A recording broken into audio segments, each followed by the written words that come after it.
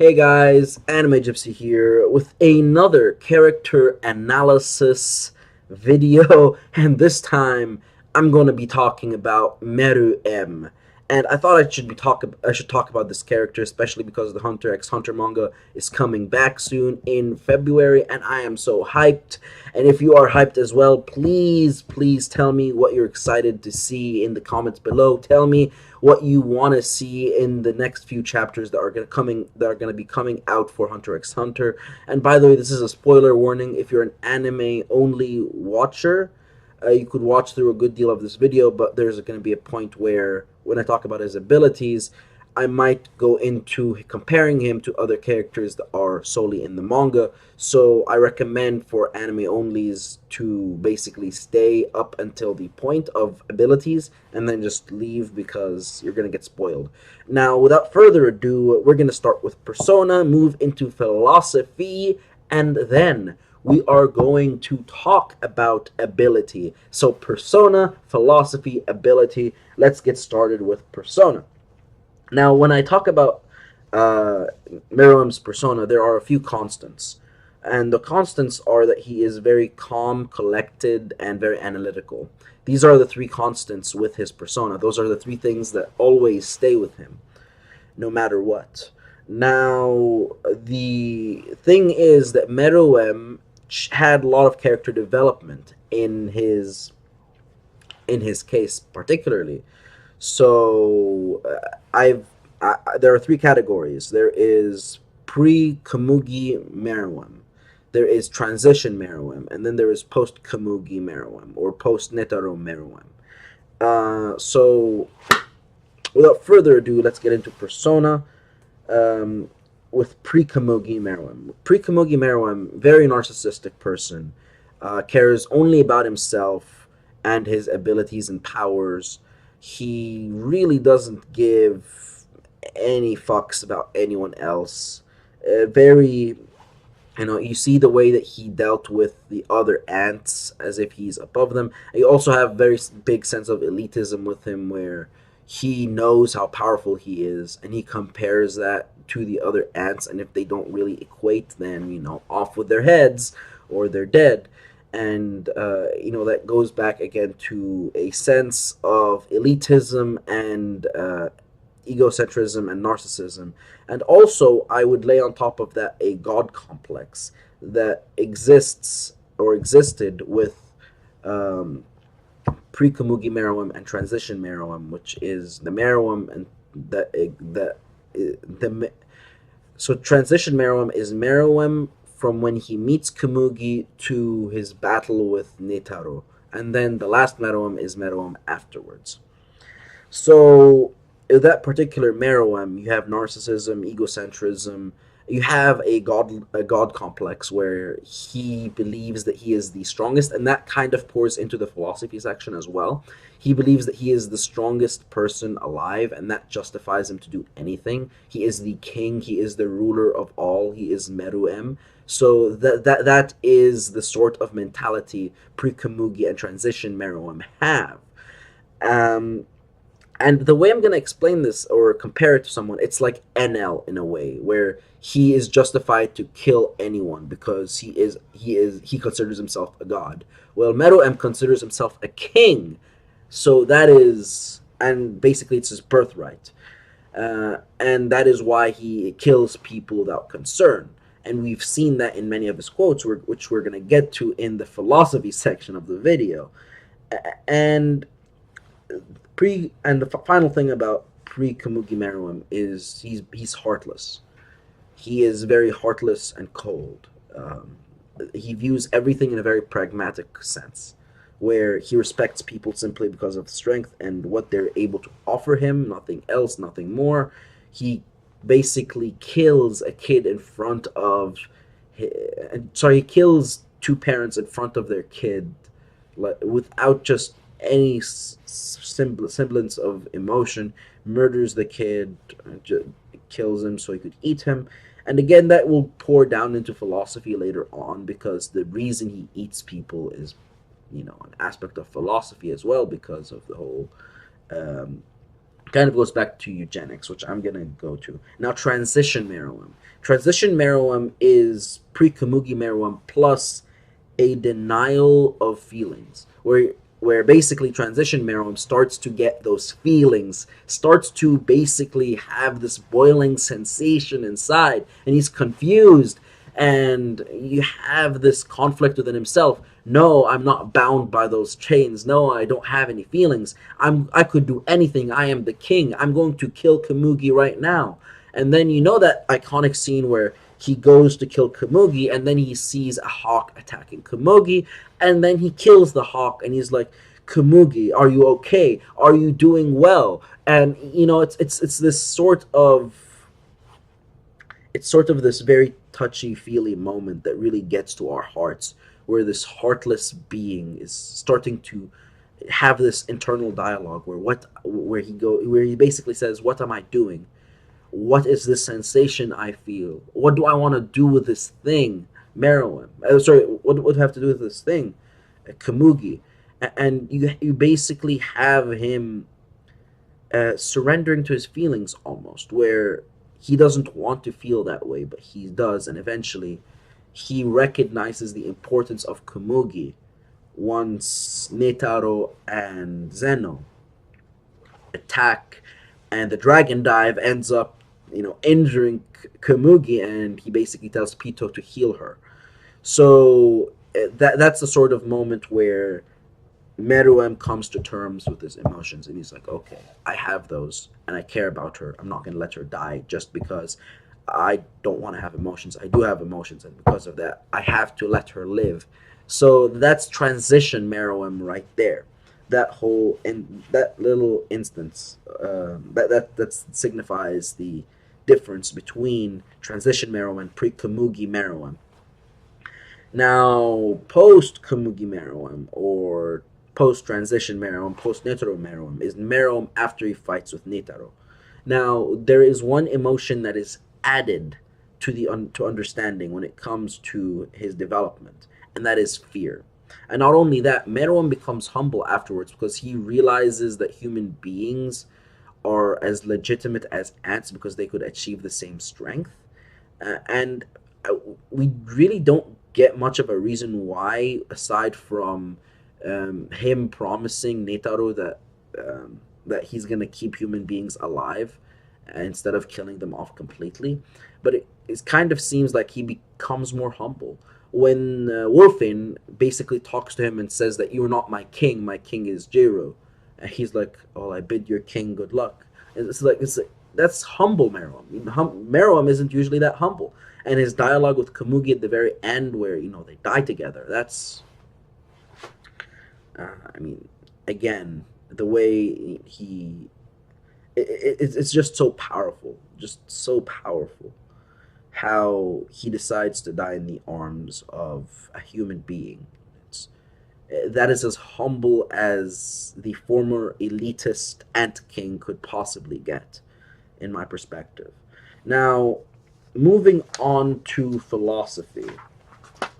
With philosophy and Meruem, the one thing that we need to keep in mind is that Meruem believes that he has dominance over all things. And this is summarized in a quote we have from him. He says, I am the king who holds destiny over all species. And the reason he says this is because this is a guy who is, a hardcore fan of Darwinism. He's like, superiority to the strong, digestion to the rest. That's the way the world works. If you're not strong, you deserve to be digested. This is the world. This is reality, man. And this is Meruem's philosophy. Where if you can't hold a candle to me, then you're my food. Like, I'm not gonna talk to my food. I'm gonna eat my food. You don't talk to a cow before you butcher it, as the wise Perospero once said. But you get the gist, and that's why he kills humans. That's why he eats humans, because he doesn't see them as potential sentient beings. He just sees them as food. He doesn't even value their sentience. He food again. It boils down to that. And another thing that's important about his philosophy, when we compare it to the philosophy of the queen, his mother, is that it's very odd because the queen values a collective type environment, collective type philosophy. The the ant community, the Chimera ant community, functioned like a segmental society in Africa, where they value family, they value kin, and they value communalism, and individualism is frowned upon, as opposed to Western cultures. Now, Meruem is more of a Western king as opposed to the queen, who's more of a.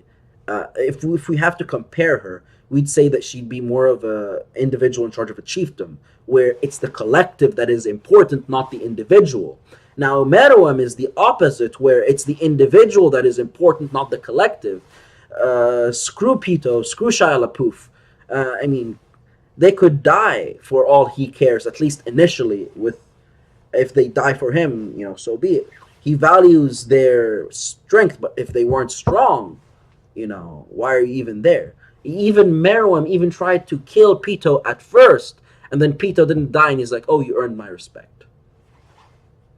So there you have it. It's strength that determines your value with him. It's not that you're a part of the community. And that's the difference between the ant queen and Meruem. With the ant queen, it is communalism first. With Meruem, it is him first. It is the king. The kingu is first in this community, not the collective. Now, let us move into abilities. And whoa, I honestly can't wait.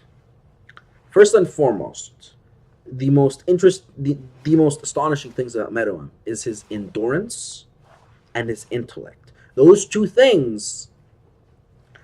So the Budapestava party that is Netaro's favorite move. One strike from that sent Pito packing. Pito was going miles in the other direction just from one attack. And according to the narration we got, Meruem tanked thousands of those attacks. Let me repeat that. He tanked thousands of those attacks. On top of that, the zero-hand attack. It just left a massive, massive crater in the ground. I mean, this guy was OP since birth. Yeah. Meruem has the most astonishing birth scene in anime, where when he was born, this guy was dangerous. He basically burst out of his mother's, and he created a lot of internal damage for her because he came out prematurely. I mean, that whole scene was just, whoa. His D put was, it was yo status good. It was like, no, it was above that. It was like, I don't even know how to explain it. It was so good. His D-put was amazing. And that again shows you that even at the beginning, infant Meruem was something. And he was born prematurely. Imagine how strong this guy would have been if he had finished developing. Just imagine that.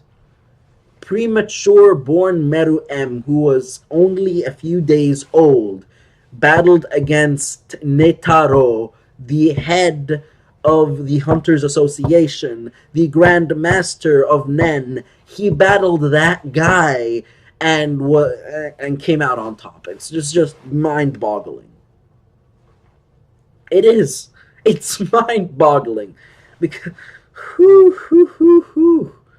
So, aside from his endurance, which I have explained up until this point, because he's tanked all of those attacks, his intellect is also equally as astonishing.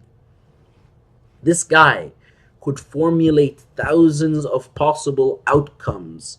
When he did that against Kumugi when they were playing Gongi, and he did that against Netaro with his 100-handed Buddha that could have like thousands upon thousands upon thousands of combinations, possibly an infinite amount. He was able to keep in mind all of the moves that he has tanked, which were thousands, and then try and force Netaro into showing him a new move. He knew that each individual had different prejudices when it came to movement. He knew that certain people moved certain ways, and he exploited that by trying to read an attack that is usually irreadable, because in order to read it, he was 100 arms. That's all I'm going to say. Moving at something close to the speed of sound. Probably even faster than that. I mean, jeez. Oh, yeah, speed. For him to even come close to matching the Budapestava speed, which he was no match for at the very end, but he came close to it. He was able to almost dodge that attack in the one time where he took one of Netaro's arms off, if you remember that. Of course, he went into a specific angle, but he was able to see the attack coming, which is something not a lot of characters would probably be able to do. Like, Pito only saw a flash of light. She barely saw the arm. You just saw it right away. He saw the whole like everything. So again, his analytical skills, along with his intellect, are also amazing because he is able to discern small things from each character. Like, he was able to conclude that Netaro has gone mad at a certain point of time, and his understanding of people as well is astonishing. That also as an example, it just goes beyond saying that his intellect. I mean, there are many examples. Now, Nen, his Hatsu, his ability to formulate his Nen, that ability of his is basically for him to gain more power the more he consumes individuals with Nen. So if he eats a Nen user, he becomes more powerful. The Nen user's powers, overall Nen, accumulate into him. Now, if we move on to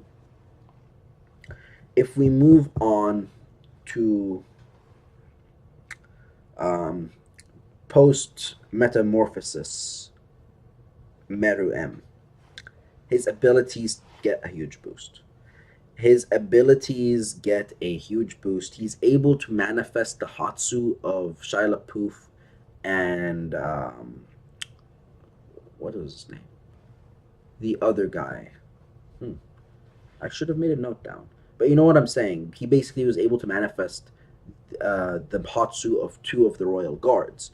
And you could see that when he was able to formulate wings, and he was also able to use emission type abilities that he wasn't able to use before, especially I believe it was called the Rage Bolt,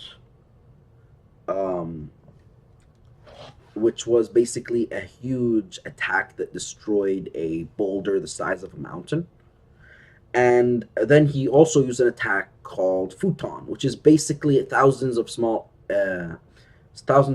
ends, the sensory ability, dispersing from his hand, and also it formulated certain communicational messages. So it was astonishing. He gained more abilities later on, and that was just something amazing, just for us to see from Meruem.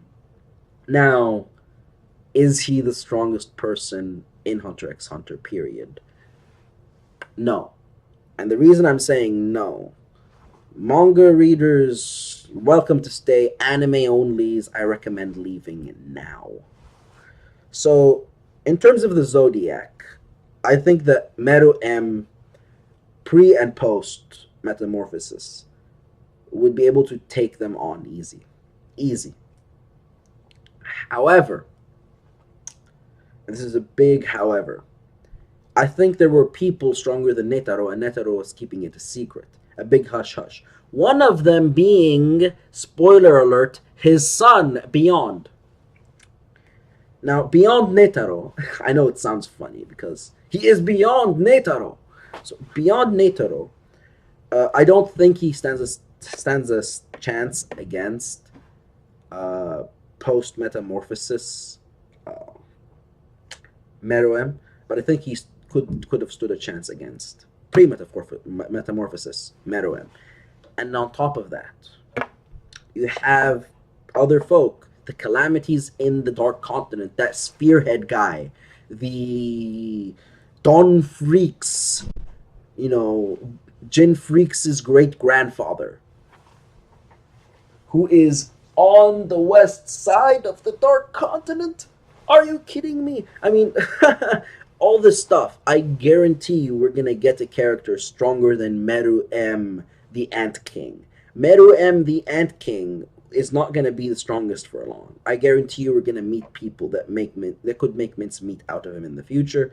And this is all I have to say, guys. If you disagree with me on anything, please comment what you disagree with me on down below. And until next time, guys, this is Anime Gypsy, and I'm out.